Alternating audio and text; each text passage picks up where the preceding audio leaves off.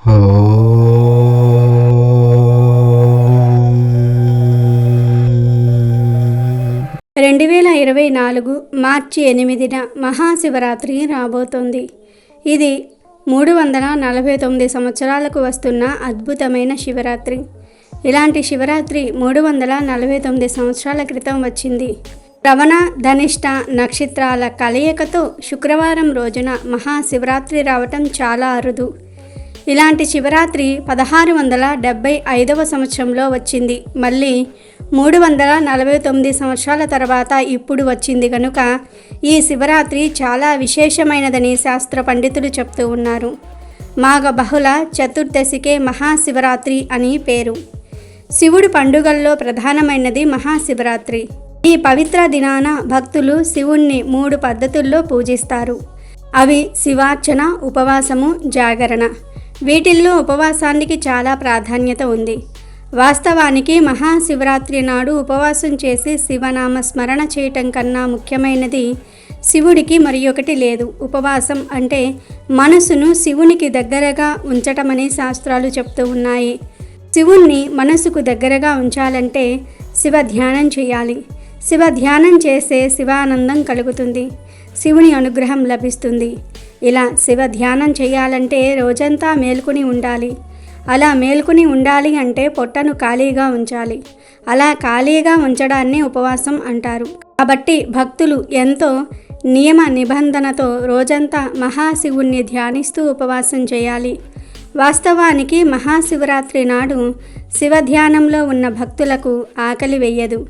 ఇంకొక ముఖ్య విషయం ఏమిటి అంటే ఆరోగ్యమే మహాభాగ్యం అంటారు.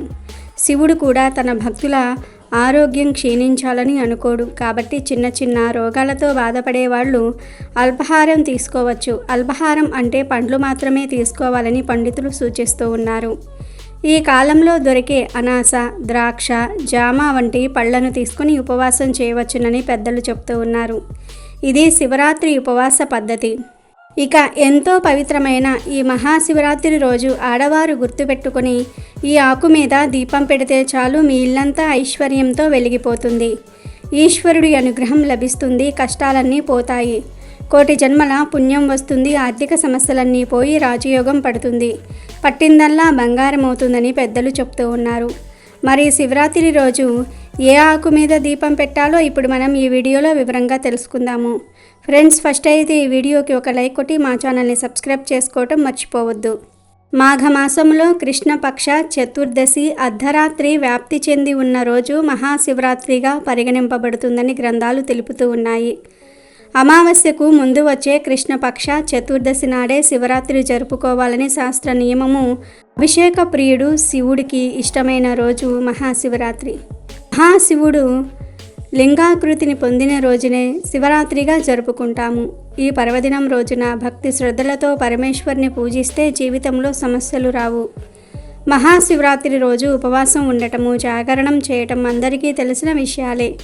శివరాత్రి మహత్యమంతా రాత్రి వేళల్లోనే ఉంటుంది. అందుకే భక్తజనులందరూ ఈ రాత్రి పూట భజనలు, పురాణ కాలక్షేపం లేదంటే శివనామ స్మరణతో గడుపుతూ ఉంటారు. కొందరు వీలున్న వారు అర్ధరాత్రి లింగోద్భవ కాలంలో అభిషేకాలు, అర్చనలు చేయించి శివ కృపా కటాక్షాలను పొందుతారు. ఈ రోజంతా శివ పంచాక్షరీ మంత్రం ఓం నమఃశివాయ అంటూ ధ్యానం చేయటం వల్ల మనసుకు ప్రశాంతత చేకూరుతుంది. ప్రతి జాముకు పూజ, అభిషేకం చేసి మరుసటి రోజు సూర్యోదయం అయ్యాక నిత్య కృత్యాలు తీర్చుకుని సంధ్యావందనం చేసి పుష్పాలు అన్నిటితో పూజించి భోజనం శివుడికి నివేదన చేసి నైవేద్యం పెట్టాలి. మహాశివరాత్రిని హిందువులు ఎంతో గొప్పనైన పర్వదినంగా జరుపుకొని శివుణ్ణి కొలిచి తరిస్తారు. శివుడు అభిషేక ప్రియుడు, ఉపవాసం, జాగరణలను ఎంతగానో ఇష్టపడతాడు. నిత్యం మంచు కొండల్లోనే ఉండే ఆ దేవదేవుడు అభిషేకాన్ని ఇష్టపడతాడు. ఇక ఎంతో పవిత్రమైన మరియు శక్తివంతమైన ఈ మహాశివరాత్రి రోజు ప్రత్యేకంగా మారేడు ఆకు మీద దీపం పెడితే చాలు మీకు ఉండే కష్టాలు, బాధలు పోతాయి. శివుడి అనుగ్రహంతో అష్టైశ్వర్యాలు సిద్ధిస్తాయి. మీ ఇల్లంతా ఐశ్వర్యంతో నిండిపోతుందని పెద్దలు చెప్తూ ఉన్నారు. మరి మారేడు ఆకు మీద దీపం ఎలా వెలిగించుకోవాలి అంటే ముందు ఒక మంచి మారేడు ఆకును తీసుకోండి. దాని మీద అంటే 3 ఆకుల మీద 3 గంధం కుంకుమ బొట్లు పెట్టండి. తర్వాత ఈ మారేడు ఆకును ఒక ప్లేట్లో కానీ తమలపాకు మీద కానీ పెట్టండి. ఆ తర్వాత మారేడు ఆకు మీద ప్రమిదను పెట్టి ఆవు నెయ్యి వేసి 5 వత్తులతో దీపం వెలిగించండి. ఈ దీపాన్ని కూడా అగ్గిపుల్లతో వెలిగించవద్దు. ఏక హారతితో కానీ సాంబ్రాణి పుల్లలతో కానీ వెలిగించండి. తర్వాత ఈ దీపానికి బొట్లు పెట్టి ఒక పువ్వును సమర్పించి నమస్కారం చేసుకోండి. ముఖ్య విషయం ఏమిటి అంటే ఈ దీపాన్ని రాత్రిపూట లింగోద్భవ కాలంలో వెలిగించుకోవాలి. మీరు ఇంట్లో ఉంటే ఇంట్లో, లేదా గుడిలో ఉంటే గుడిలో, ఇలా ఎక్కడైనా సరే ఈ దీపం వెలిగించుకోవచ్చు. ఇలా దీపం పెడితే శివుడి అనుగ్రహంతో సకల ఐశ్వర్యాలు సిద్ధిస్తాయి. ఎందుకంటే మారేడు ఆకు అంటే శివుడికి చాలా ఇష్టం. మారేడు చెట్టు మహిమను గురించి శివపురాణం వివరిస్తోంది. సృష్టిలో మారేడు చెట్టుకు ఒక గొప్పతనం ఉంది. అది ఏమిటి అంటే పువ్వు పుయ్యకుండా కాయ కాస్తుంది. మారేడు దళము 3గా ఉంటుంది.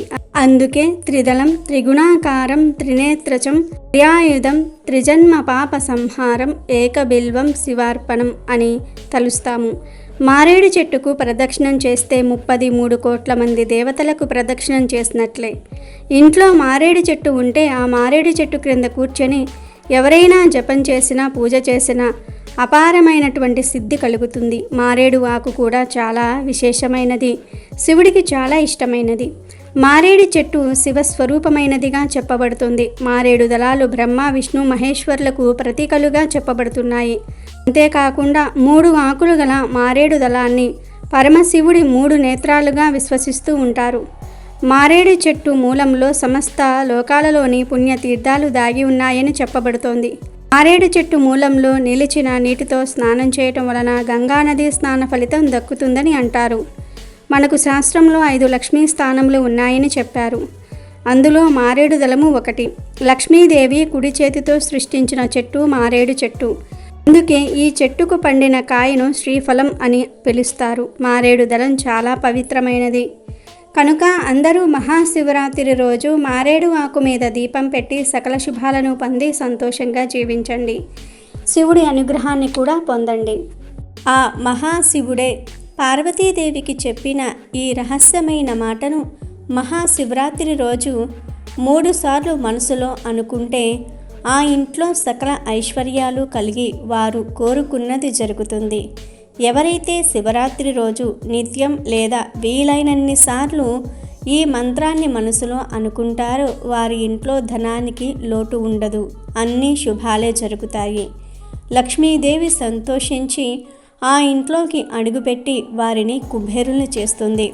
కాబట్టి శివరాత్రి రోజు ప్రతి ఒక్కరూ కూడా ఈ మాటను మనసులో అనుకుంటే ఎలాంటి కోరికలైనా సరే తీరుతాయి. ఒకసారి పార్వతీదేవి పరమశివునితో విష్ణు సహస్రనామమునకు కాస్త సూక్ష్మమైన మార్గం చెప్పమని కోరుకుంది. దానికి పరమశివుడు దేవి విష్ణు సహస్రనామం ప్రతిరోజు జపించకపోయినా కనీసం ఈ మంత్రాన్ని ప్రతిరోజు 3 సార్లు జపించుకుంటే ఆ విష్ణు సహస్రనామ పారాయణ ఫలితమే కాదు, ప్రతిరోజు శివ పంచాక్షరి మంత్రం 1000 సార్లు జపిస్తే ఎంత ఫలితం వస్తుందో అంతటి ఫలితం భక్తులకు వస్తుంది అన్నాడు. పార్వతీదేవికి స్వయంగా ఆ పరమేశ్వరుడు చెప్పిన ఆ రహస్య మంత్రమే తారక మంత్రం. శ్రీరామ రామ రామేతి రమే రామే మనోరమే సహస్రనామ తత్తుల్యం రామనామ వరాననే. ప్రత్యేకించి ఎవరైతే శివరాత్రి రోజు శివుణ్ణి మంత్రాలతో పాటు ఈ తారక మంత్రాన్ని జపించుకుంటూ ఉంటారో వారికి కోరిన కోరికలు తీరటమే కాకుండా లక్ష్మీదేవి అనుగ్రహం కలుగుతుంది. Thank you for watching our video. Please do subscribe and like the video.